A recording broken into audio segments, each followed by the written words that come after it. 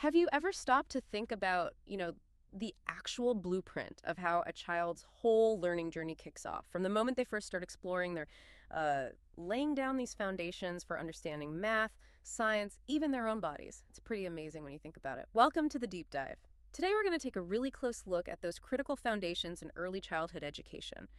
Specifically, how young kids, say pre-K through fourth grade, develop these key skills in mathematics, science, and health and motor skills. Our mission here is to really boil down the key insights from a pretty comprehensive source, the PreK-4 PECT Exam Prep Module 3 Study Guide. We want to give you a kind of shortcut to understanding how these areas link up, how they develop over time, and importantly, the best ways to actually nurture them, hopefully providing some real aha moments in knowledge you can use. And this isn't just theory, right? It's about getting to the heart of lifelong learning. So whether you're an educator, a parent, or maybe just curious about how learning really starts, this deep dive is definitely for you. All right, let's jump right in then. I think one thing that might surprise people is just how early mathematical thinking actually begins. We're not necessarily talking algebra here, but those really basic concepts, they start showing up even in infancy. Oh, absolutely. It's true. Even before kids can talk, they're like little mathematical explorers. Yeah. Seriously, think about a baby stacking blocks, right? They're figuring out which ones fit, maybe noticing a rhythm in a song you sing. Those are really early encounters with quantity, with patterns, spatial relationships. They're literally building those brain pathways for math just through play. Mathematical explorers, I like that. And that connects perfectly to something highlighted in our source, math in everyday life. So it's not just stuck in a classroom or a workbook. Not at all, no. And that's, I think, one of the most powerful takeaways. We tend to box math off, but it's woven into just everyday routines. Counting toy cars when playing, or measuring flour when you're baking together. That stuff builds number sense. That's that gut feeling for numbers as quantities, how they really, like knowing deep down that 5 cookies is definitely better than 3. Huh, right. Always more cookies. Exactly. It's practical, it's hands-on, and it's just part of their world. So it's really about making these abstract ideas concrete, which is where, I guess, hands-on learning and math and play come in. What kinds of things are we talking about? Tools, activities? Yeah, and these aren't just toys. They're like essential tools. They let kids literally grasp these abstract math concepts. So we're talking manipulatives. Yeah. Things like blocks, counters, puzzles are great examples. But it's also games, right? Games that involve counting or sorting things by color or size, maybe putting toys into categories. These activities just naturally engage that mathematical thinking. Kids don't even realize they're learning some pretty complex stuff. Okay, so beyond just counting, kids are also pretty good at spotting patterns, aren't they? And what about understanding shapes and space? Our source mentions spatial awareness and patterns and sequences. Why are those so important early on? Oh, they're absolutely crucial. Spatial reasoning is all about understanding shapes, sizes, how things fit together in space. Puzzles, building with Legos, blocks, fantastic for that. And recognizing patterns, whether it's like the stripes on a shirt, red, blue, or tiles on the floor. It helps kids predict. It helps them organize things. It really helps them understand the sort of hidden structure in the world. It's fundamental for logical thinking later on. It's definitely clear how vital math is by itself, but this brings up a good question. How does this early math stuff connect to, other parts of a child's development? The connections are actually really quite remarkable. Think about language. When kids learn math, words like more than, less than, equal to, that directly helps their overall language development. And math is a huge driver for problem-solving skills, even in really simple situations like figuring out how to share toys fairly. Right, or splitting snacks. Exactly. Distributing snacks equally. That's problem-solving in action, driven by mathematical thinking. And we also see math popping up in maybe unexpected places, like in other school subjects. Any examples there? Oh, definitely. You see math clearly in science anytime you measure something or look at data.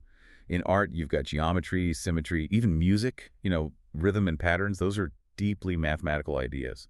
Math is kind of like this universal language connecting everything. Okay, so if we want to really encourage this kind of strong mathematical growth, what are the key strategies? What are the most practical things we can focus on? Well, to really support numeracy, the best strategies are often the most practical ones. Keep it hands-on, definitely. Use those concrete manipulatives, counting blocks, base 10 blocks. Number lines are great.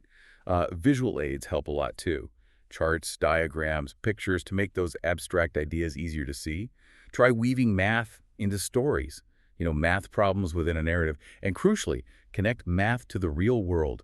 Cooking, sorting laundry, counting steps you take, everyday stuff.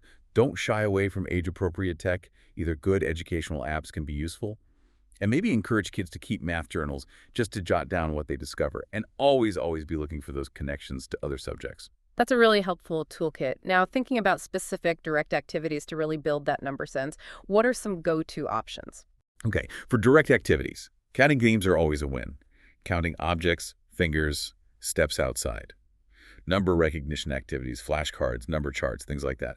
Practice counting forwards and backwards. Big one. Introduce place value using base 10 blocks so they can actually see the tens and ones. Explore number bonds, how numbers break apart and fit together. And yeah, don't underestimate math songs and rhymes. They really help concepts stick. Okay, we can use all these great strategies, but how do we actually know if they're working? Our source guide talks a lot about assessment. What are the different kinds we should know about? Assessment is vital. It's not just about testing, though. There's screening assessments. Those help identify kids who might need a bit more support. Then diagnostic assessments really pinpoint specific difficulties they might be having. Formative assessments are key. Right. That's the ongoing feedback loop helping us adjust our teaching as we go. And then you have summative assessments, which kind of evaluate the overall learning, maybe at the end of a unit. What's interesting here is that assessment seems much broader than just, paper and pencil tests. What are some of those other ways to gauge understanding? Exactly. It's much richer than that. Performance tasks are fantastic, where kids actually apply math to solve a real-ish problem. Just simple observation. Watching kids while they're playing or working tells you a lot. Encouraging self-assessment, where they think about their own work, is powerful too. And looking at those math journals we mentioned. All of this gives you really rich, authentic data. And analyzing that data helps us see patterns, see strengths, and figure out how to support each child individually. So thinking about the adults involved, educators, parents, what does a deeper understanding of math really mean for them? What should they be aiming for? That's a great question. For an educator, a deeper understanding involves a few key things. First, it's fostering mathematical communication, getting kids to explain how they figured something out, verbally or in writing.